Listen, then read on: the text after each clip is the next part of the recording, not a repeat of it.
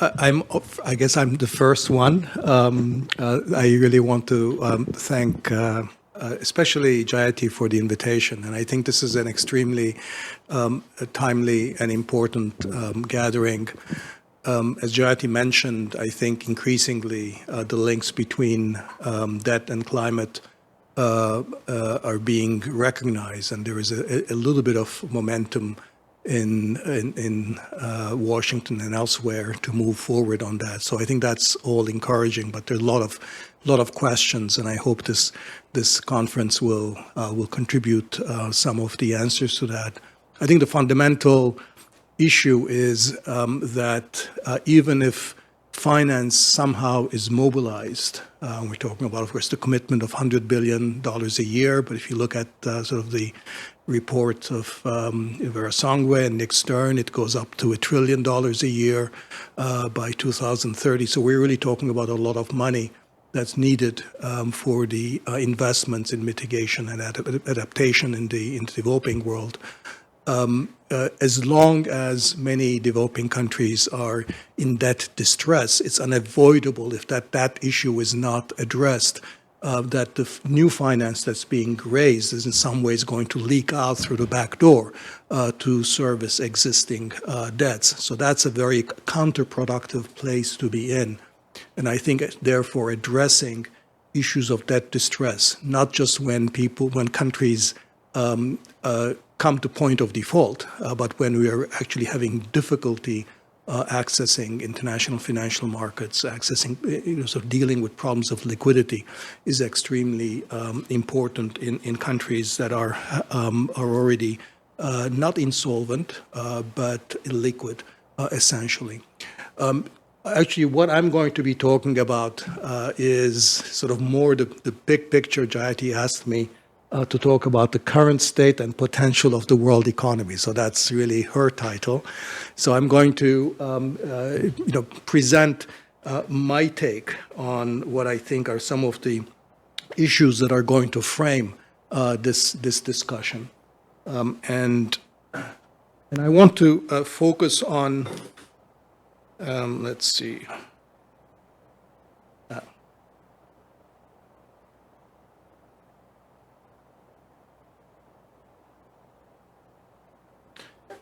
Thank you. Okay, where do I point?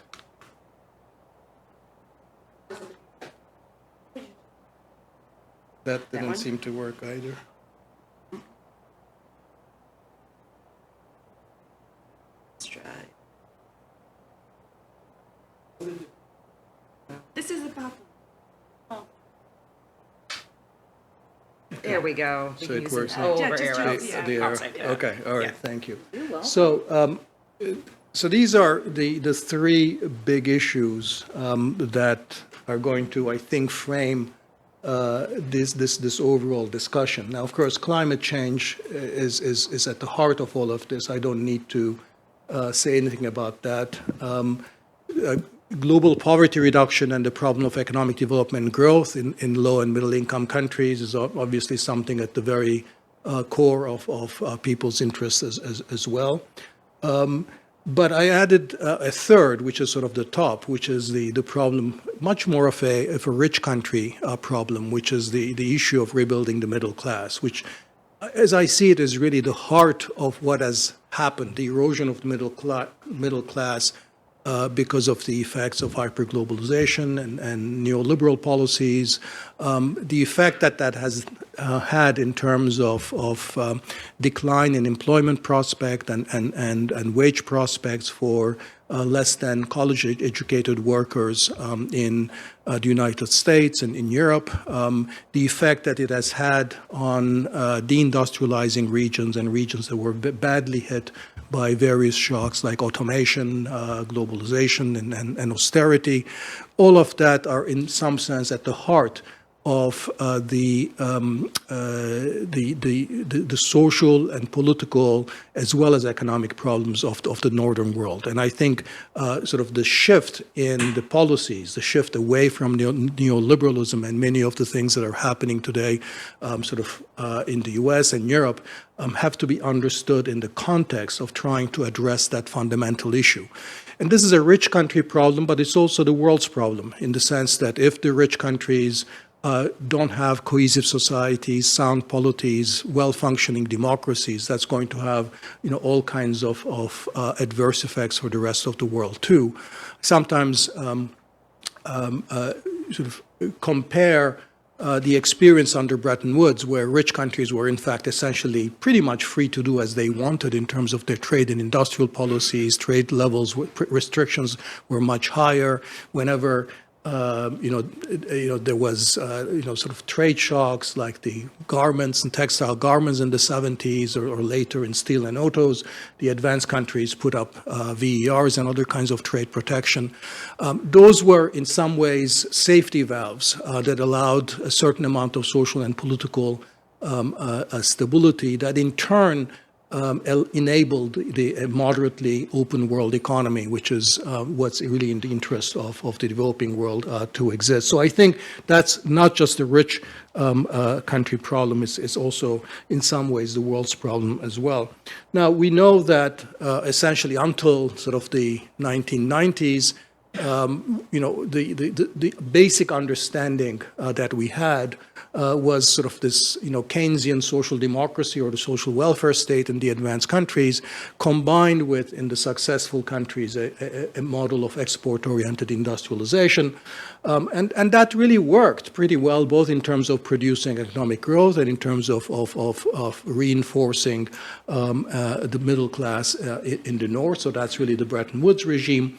Now, China, of course, which prospered and did the export-oriented industrialization in the hyper-globalization era, of course, did so using Bretton Woods policy. So even though China looks like a bit of an anomaly here, what China was doing was essentially pursuing exchange rate management, industrial policies, capital controls, and all of that, which were okay under Bretton Woods, but not so okay after the 1990s. But in some sense, China is an odd interjection or extension of this era into the globalist, into the hyper-globalization period. But of course, this set of fortuitous policies that worked for a while in the post-war and created the post-war miracles sort of came undone. Both because, of course, it left the issue of climate change very much sort of unaddressed. That was not on the agenda. But also there were internal dynamics that undid this regime. Paradoxically, as the banks and multinational corporations that got bigger and more powerful during the Bretton Woods era because of the expansion of world trade and long-term investment, as they became more powerful, they increasingly asked for policies of deep integration and financial globalization that would be even more beneficial. I think the export-oriented industrialization model has essentially been undermined by a process of technological changes that has created what I've called premature deindustrialization. So we now see essentially the backlash and the reaction to this that in the advanced countries I've called this Bidenomics because it's sort of most obvious concrete expression is playing out in the United States, which is now the advanced countries becoming champions of industrial policies, both in terms of manufacturing, advanced semiconductors, in the energy transition with green industrial policies, and actually aggressively addressing climate change, not necessarily through carbon policies, but through green industrial policies, but also very explicitly trying to target the problems of the middle class, the erosion of the middle class, and the problems of lagging regions, and so forth. Now, of course, in some way, the concern of developing countries and what's really, what we should be fearful of is that, as the developed countries address these problems, they leave the developing world. The problem of global poverty reduction really essentially unaddressed. Now, there is, a kind of sort of in the usual way of trilemmas, there is a kind of a third possibility here, which I think is actually not, is very remote, is unlikely to happen. I've called this global Rawlsianism, which is essentially just addressing the needs of the world's worst off. And then, we just basically don't care about the middle class and the rich world and just say we want to address the real problems of the developing world, assuming that, problems of the spillovers from the decline of social cohesion and democracy in the North doesn't have adverse spillovers for them, is basically just focusing on climate change and global poverty reduction.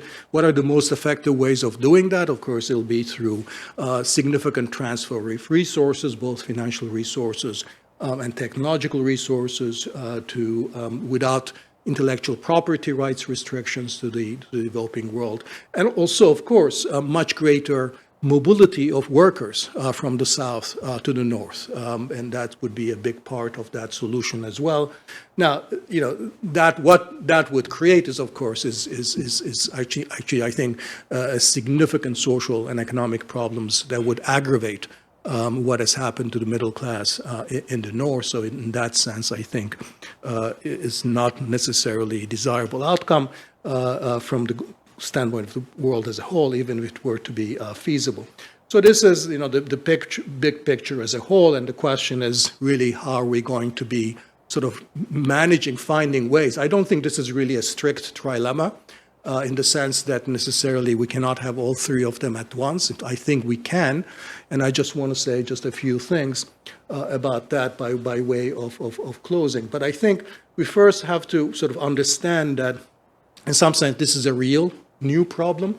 It's new both because climate change is new, but also there are new technological realities that manufacturing, for example, is no longer the labor-absorbing sector it was, and that's going to create significant differences in terms of how we think about the process of growth and development in the low-income countries. And that actually means that sort of many of the things that have worked in the past or have been tried and haven't been so great will not work. So I don't think it's possible to return to the welfare state. I don't think Keynesian social democracy in its old form really can be reinstituted. Well, neoliberalism, I don't need to tell this audience that I don't think we should go back to it. And export-oriented industrialization, I don't think is a model that's really going to be the vehicle for real development in low and middle income countries anymore. So I don't think that there is a kind of a repeat of the South Korean, Taiwanese, or Chinese kind of growth miracles. And growth will have to be much more services-based. Now, I think there are sort of in our existing mental frames, both in the North and in the South, I think there are significant, I would say, blind spots. I think the main blind spot in the North, with the focus on Bidenomics, is that there is a real, even though it's targeted in large part at the middle class challenge, it's actually not meeting that challenge in a very real way. Now, I think the green part of it, the IRA and the ETS system in Europe, for example, are all important positive steps forward. But to the extent that these programs in the North focus on the middle class and what is the fundamental building block of the middle class, which is the creation of good, secure middle class jobs, these problems are significantly have significant shortcomings. Just as I said, the manufacturing, which is, sort of bringing manufacturing, the whole manufacturing revival in the United States, is basically just not going to do anything for jobs. And that's a realization that I don't think has really sunk in Washington, where sort of, IRA chips and so forth is, supposed to be killing multiple birds, including addressing good jobs issues. Now, from a global perspective, perspective of the global South, I think my sense is that there is too much hope is being placed on cooperation and global governance as a possible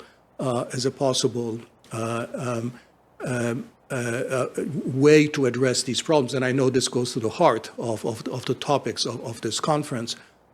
Just yesterday, the reason I couldn't attend dinner is because our colleague Jeff Frieden is leaving Harvard to go to Columbia, and so we're discussing his work and so forth.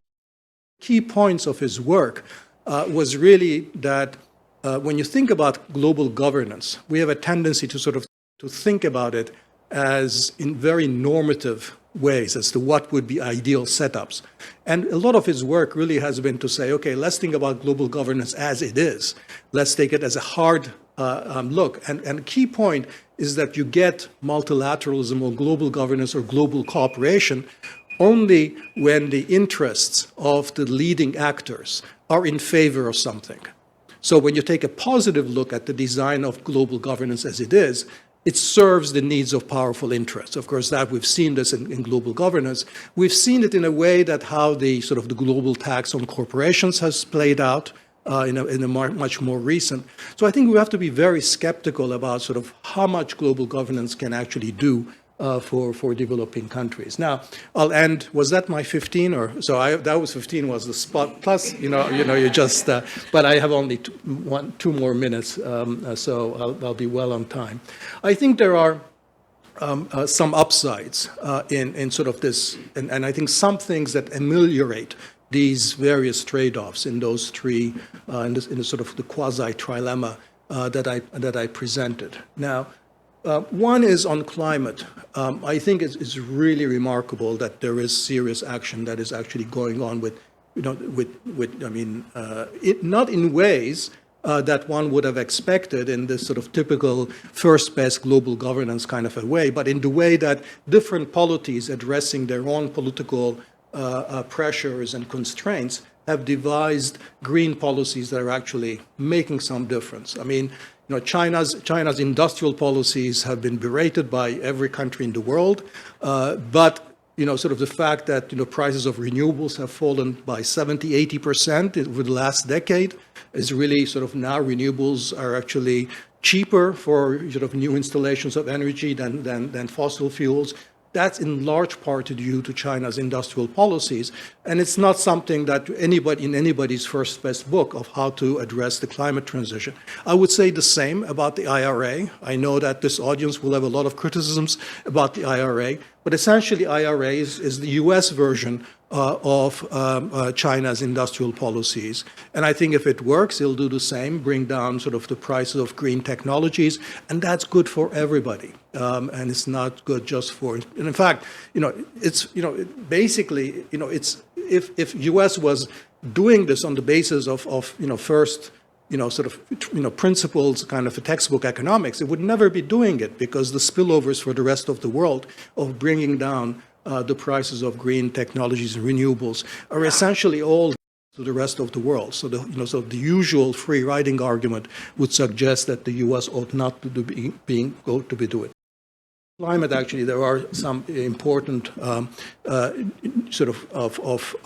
good news. The big question mark, of course, is the one that this conference focuses on, that developing countries will need still access to these technologies, access to financial resources, and so there I would say that the fact that Macron is now on the left. Tax the wealthiest people in the world and use it for climate finance and things like that. That's actually encouraging too.